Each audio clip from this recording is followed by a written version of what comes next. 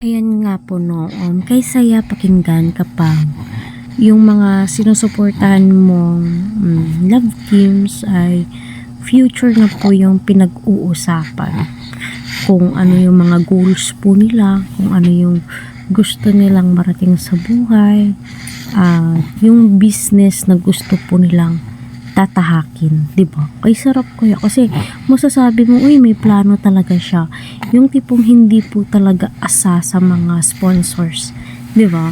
Ayan, hello po sa ating lahat. Naway patuloy po nating suportahan sa Kalingap Rab, Kuya Val at ang buong team at syempre si Kalingap Edu, Kalingap JJ, Dr. Love at iba po pong gumagawa ng narrators at reactor sa buong team Kalingap.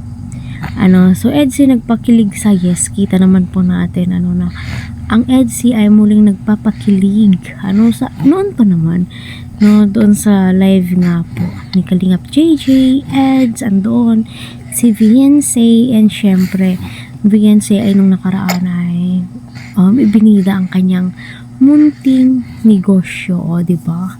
Business minded talaga si Viancy, yung tipong pinaghahandaan po niya yung future po niya, yung future nila.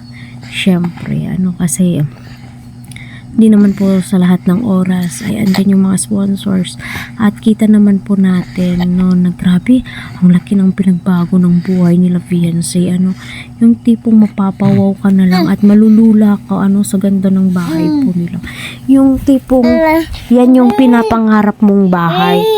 Kahit sino naman po talaga ay hirap na magkaroon ng bahay ngayon sa mahal pa naman po ng mga materyales, di ba?